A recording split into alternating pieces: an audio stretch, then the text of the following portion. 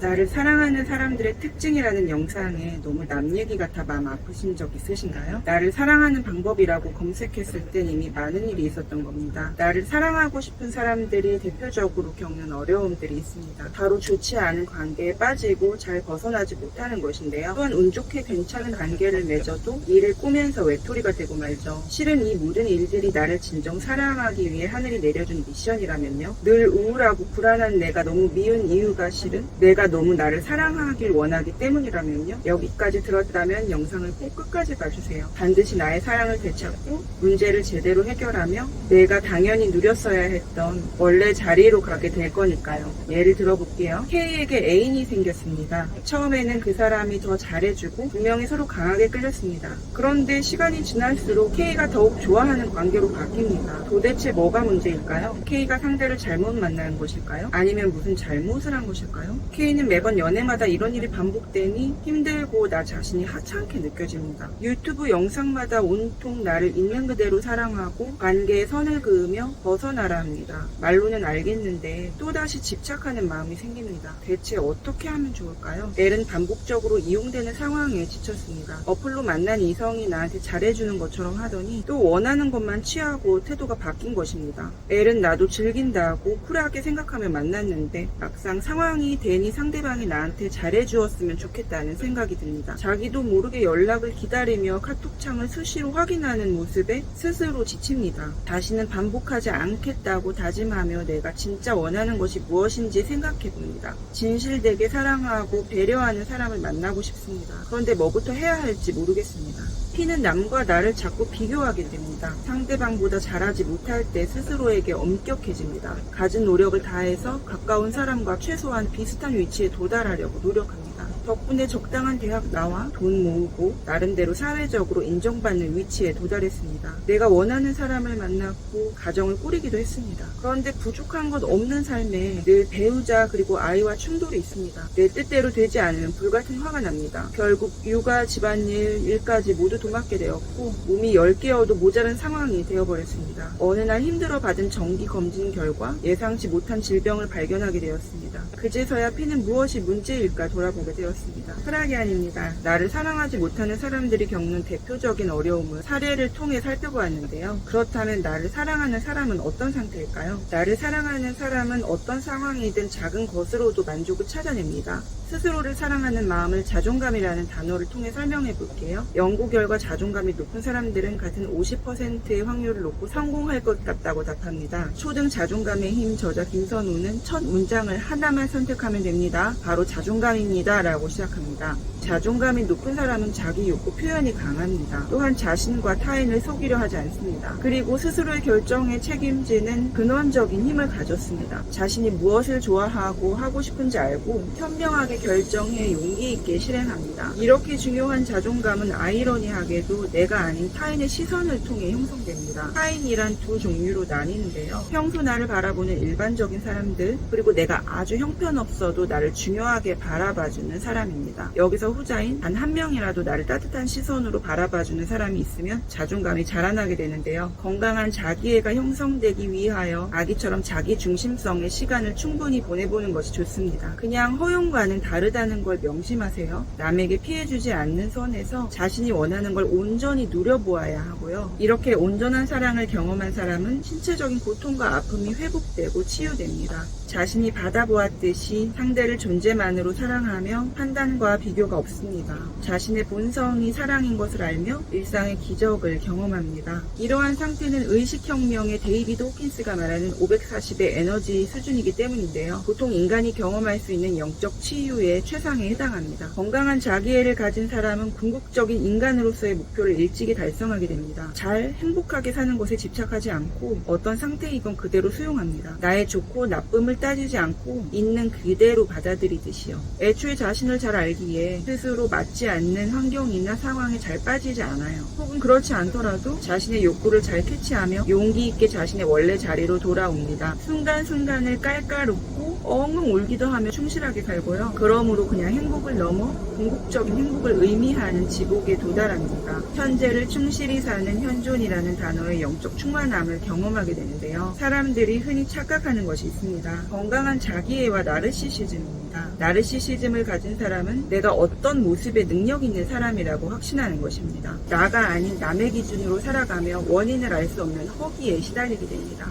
반면 건강한 자기애는 있는 그대로의 나를 사랑합니다. 나르시시즘 아닌 진정 나를 사랑하려면 첫 번째, 앞서 이야기한 것처럼 제대로 된 사랑을 주는 단 한 사람만이라도 있으면 됩니다. 영재 공부의 미국 심리학자 협회 심리치료학자 제임스 웨브는 이렇게 이야기합니다. 한 사람이라도 특별한 지지를 주면 아이는 세상에서 쏟아지는 부정적인 말들을 극복할 수 있게 된다. 특히 한 사람과 나누는 깊은 교류는 정서 발달에 큰 영향을 주는데 강한 믿음과 수용 그리고 적절한 한계 설정으로 역경을 이겨내는 힘을 얻게 됩니다. 그러므로 정서적으로 안정되어 자신의 재능과 능력을 발산할 수 있게 됩니다. 먼저 좋은 부모를 만나는 것이 나를 사랑하는 가장 지름길이라고 말할 수 있습니다. 그래서 부모복은 최고의 복 중 하나로 인식되죠. 그런데 이러한 부모를 만나는 건 내가 선택한 건 아니었습니다. 그러니 이러한 배우자를 만나는 것이 그 다음 방법입니다. 그런데 그것 또한 여러 조건이 필요한 굉장한 행운이죠. 이도저도 안 되면 내가 어떤 행동을 해도 그저 사랑으로 늘 나를 바라보고 관심을 기울이는 털 달린 친구를 키우는 방법도 있습니다. 나를 사랑하는 두 번째 방법은 전문적인 내면화의 치유를 하는 것입니다. 나의 부족했던 혹은 불행했던 어린 시절이 자존감 형성에 결정적이었기 때문에 효과가 있습니다. 그래서 이러한 과거를 되돌려 떠올리고 마주하며 꼬인 끈을 실타래 풀듯 풀어나가면 됩니다. 이러한 내면화의 치유를 위하여 심리를 전공한 유능한 선생님들이 많습니다. 대표적으로 우리나라는 오은영 박사님부터 김주환 교수님이 있고요. 유튜브에 검색해보면 좋은 정보를 공유해주시는 분들이 많습니다. 또한 내면화의 치유책과 영상 등 많은 매체와 방법을 통해 여러분은 하나씩 나의 과거에서 일어나 성장하게 될 것입니다. 마지막 나를 사랑하는 세 번째 방법은 바로 명상입니다. 명상을 통해 고요한 자리에서 나의 생각을 알아차리고 마음을 그대로 들여다보게 됩니다. 특히 어떤 감정을 경험할 때 명상을 하면 그 감정이 올고지 보이고 깊은 곳 그 감정의 원인을 알게 되는 경험을 하게 되는데요. 거기서 생각지 못한 나의 과거와 마주하는 분들도 있고요. 눈물 콧물 쏟으며 캐캐묵은 무의식을 정화하는 작업을 하게 됩니다. 이렇게 명상을 통해 나를 다시 인식하는 과정에서 기본 명상부터 거울 명상, 내면화의 치유 명상, 자존감 명상 등 특정 주제의 명상까지 다양하게 접할 수 있습니다. 명상하며 무거운 감정을 흘려보내고 진짜 나를 바라보는 자각으로서의 고요한 상태를 경험하게 되는데요. 일상의 알아차림이 강해지고 행동을 더 쉽게 조절하게 되는 등 긍정적인 경험을 하게 됩니다. 결과 관계가 개선되고 전반적인 삶의 만족도가 올라가고요.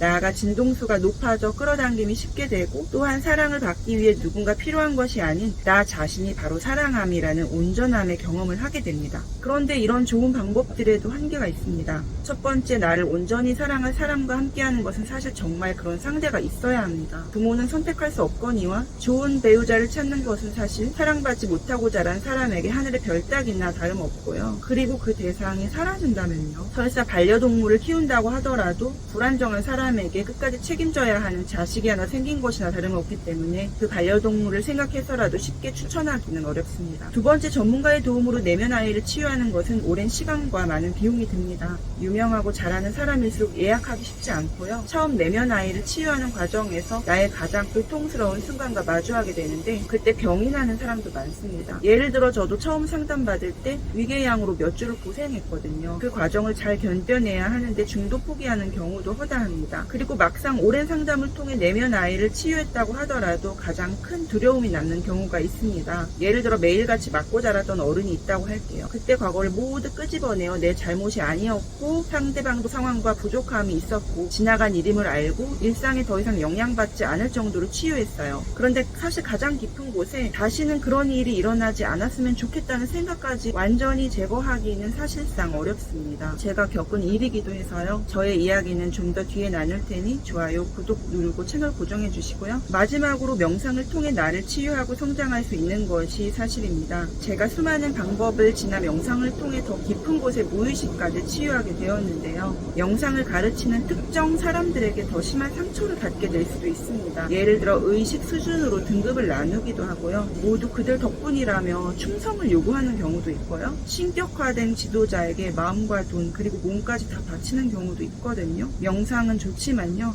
달보다 달을 가리키는 손가락에 집중하는 곳이 아닌지 잘 살펴야 하고, 설사 잘 운영되는 곳이어도 문제를 방지하기 위해 서로 의견을 자유롭게 내고 수용하며 실수를 인정하고 바로잡아 나가야 합니다. 이런 이유로 안전하게 명상을 하려면 혼자 하던지 아니면 정말 믿을 수 있는 사람들과 해야 하는데요. 혼자 하는 것보다 아무래도 같이 하는 것이 즐겁고 성장이 빠른 것이 사실입니다. 이런 경험을 나누었더니 저랑 함께하는 분들이 하나 둘 생겨나더라고요. 먼저 제가 어떤 사람인지 이야기 드려볼게요. 저는 베스트셀러 작가이고요. 투자에 집중해 경제적 자유를 이루었습니다. 종교에 심취하여 교회에 오래 다녔고, 고등학교 때는 천주교 클럽 의장이었고요. 무속신앙을 정말 잘 압니다. 절에서 청강 스님께 정식으로 명상과 의식을 배운 후 수녀 마스터, 한바다 선생님 등께 배웠습니다. 현재는 론다 번 더 시크릿 책의 마이클 버나드 베기스 연계 미국 출판사와 출판 예정입니다. 관련해서 곧 소식 전해드릴 거예요. 저는 혼전 임신으로 원치 않는 결혼을 하신 부모님 아래에서 태어났습니다. 부모님은 제가 어릴 때 이혼하셨고 친조부모님 밑에서 자랐습니다. 거기서 아이로선 감당하기 힘든 일들을 겪었고 모든 방법으로 자살 시도를 했었어요.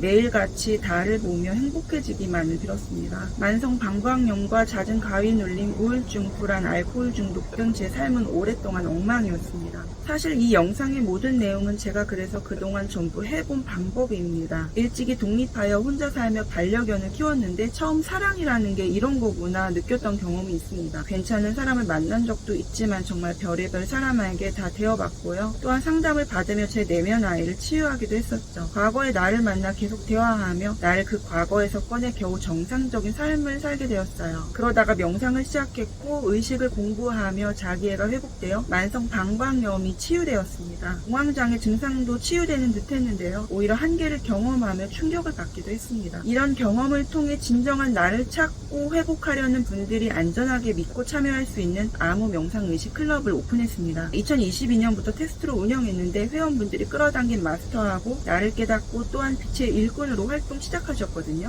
후기들 살짝 공유할게요. 고정 댓글에 구글 폼 있으니 전화번호 남겨주세요. 회광반조는 밖을 보던 시선을 내 안으로 돌리는 것을 의미하는 불교 용어입니다. 죽기 직전 내 삶이 주마등처럼 지나가는 것을 설명하는 단어이기도 한데요. 이 고사성어처럼 저는 내 인생 정말로 나를 위해주는 사람이 아무도 없다는 걸 자각한 가장 외롭고 고통스럽던 극한의 순간 비로소 진짜 나를 사랑하는 사람을 찾았습니다. 그건 바로 나였습니다. 그 나는 오랫동안 경험했던 내가 아니었습니다. 나를 비판하고 통제하지 않으며 나를 그저 바라보면서 수용하고 내가 진정 뭐를 원하는지 알아차리고 올바른 방향을 제시하는 나더라고요. 저는 수시로 대화했습니다. 내가 진짜 믿고 의지할 수 있는 남에게 혹은 제 상상 속의 이상형 같은 엄마한테 그렇게 하듯이요. 그리고 이런 과정을 지나 그 나는 원래의 나와 통합되었습니다. 통합되니 이제 나를 확장할 수 있게 되더라고요. 나는 당신이고 또한 당신은 저이기도 합니다. 여러분은 정말 스스로를 사랑하며 진정한 행복을 경험하고 신뢰할 수 있는 커뮤니티와 함께하게 되실 겁니다.